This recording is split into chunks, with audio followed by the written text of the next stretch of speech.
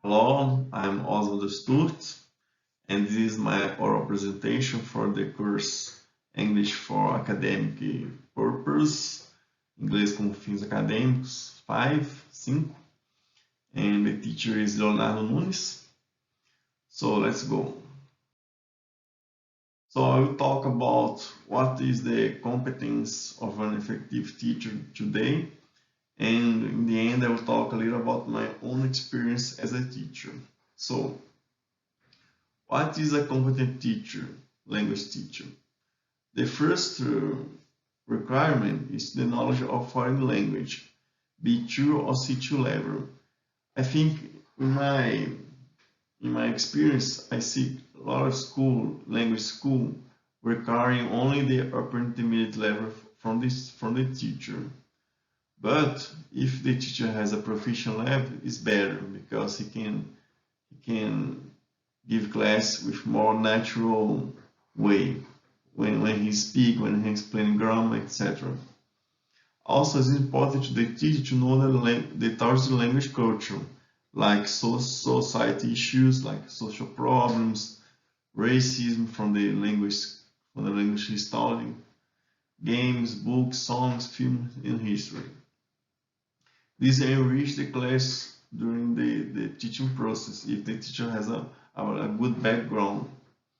Also, it's important to have some notions of the difference between learning process between youngs and adults, because it's different from to teach to children and to teach for elderly, for example.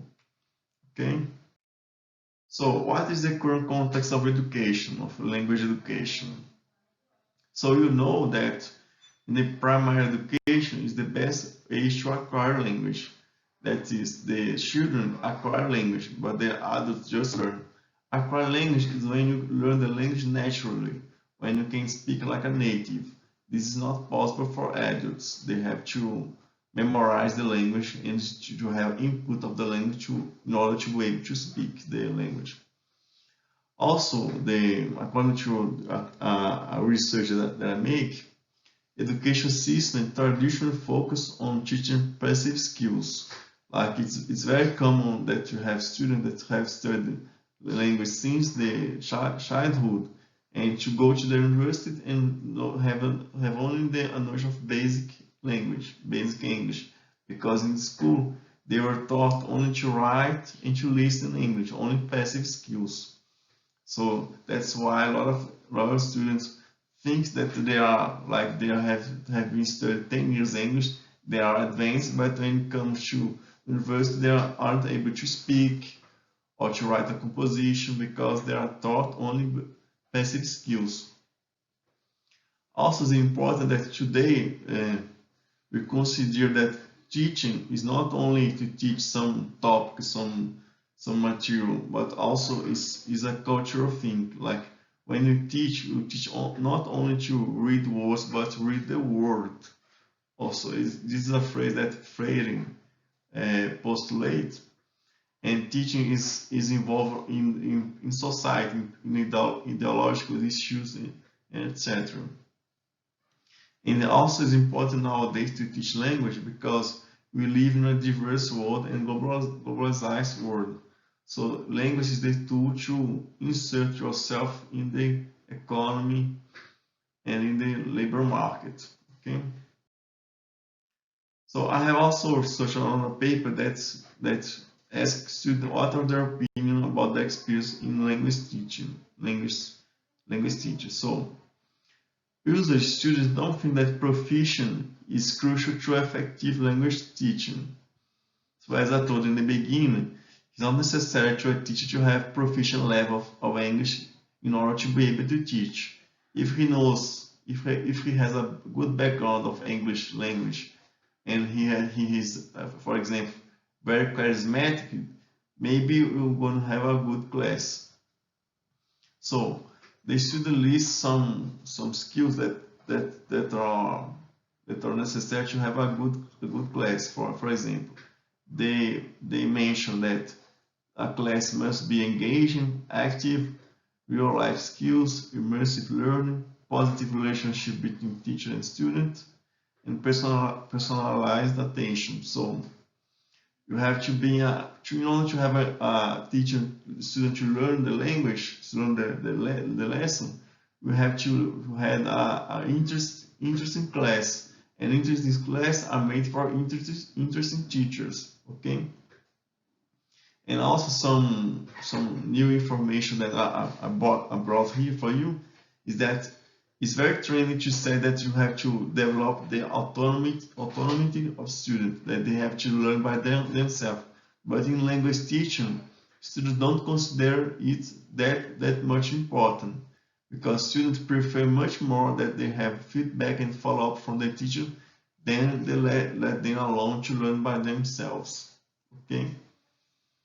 So, and the last topic that I will mention now is that what is an efficient teacher? What is a well-trained teacher according to traditional values? What the tradition mention? What is a necessary requirement to be a good teacher? So, to be a good teacher, a traditional good teacher, you have to have a bachelor degree in language, with major in language, 2 years of teaching practice. It's desirable to have a master's degree, and also teachers is a job, that a career that requires constant study, because the language is evolving, and also you need to improve always our skills in language. Also, this author, this paper I researched, they mention that correct pronunciation is very important to the teacher. A background in phonetics is important. Mastery of grammar and syntax. Composition techniques is in other words, is to know how to write well. To have traveled abroad in order to know the culture of the other country. And summer course education and modern pedagogy. Knowledge of foreign culture. And some personality traits of the teacher is that the teacher must have energy, vigor, limitless patience, and sympathy. So that are the 10 requirements in order to be a good teacher according to a more traditional view. But I think this traditional view is up to date, because I think all this future mentioned is what you need to nowadays either. Okay. So now I'm going to go to the second part of my presentation. I want to tell you about my personal experience as a teacher, because I'm a teacher. I'm a foreign teacher.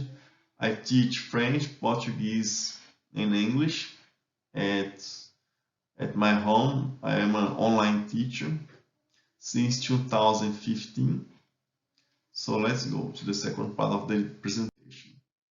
So my personal experience as a teacher. As I told you, I have 5 years of experience as a teacher.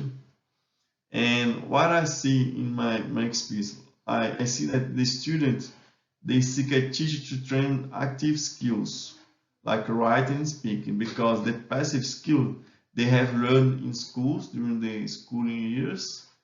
And it's very easy to read a book or to listen a song, but to write and know how to write and sound, to make a composition like a native, sound more natural, and have somebody to speak, to communicate with, is more difficult.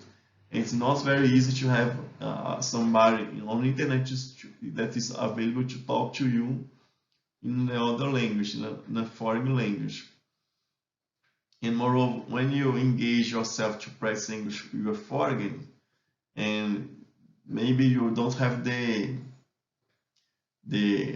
you don't see this like a must that you have to do every day to improve your language. Okay. So also the student, when they see this, they search a teacher, they see the teacher as a motivator for their studies, because they will have somebody with some who will give them tasks and who will demand them to study, etc. So, what is like learning language on a 21st century. So nowadays we have plenty of material available online. You have YouTube videos of teachers teaching grammar, vocabulary, and so on. Reading and listening is very easy today. You have music on the internet, Spotify, and apps. You have ebooks. You have apps that correct pronunciation, and also you have gamification. That you have apps that learn how to learn a foreign language, and they have games, and it's very interesting, like Duolingo, for example. Okay. So, what was my path as a teacher? Why am I successful in my area? So, first of all, I decided to study at university to have a bachelor degree in language. So it makes a big difference between my pedagogy between when I started teaching nowadays. I have a background in language, in grammar and syntax that improve my teachings. And also I lived abroad, so I travel abroad. I know the other cultures. I know some situations that there aren't in the books. So that's important to have travel abroad in order to give personal experience to your students. Also, I think that my personality fits the career, so I'm a very patient person. I like this kind of job because I have a lot of autonomy. We don't, as a teacher, I don't depend in a boss that have to give me orders and so on. And also, it's a creative work. Teaching is not a repetitive work that you do always the same thing.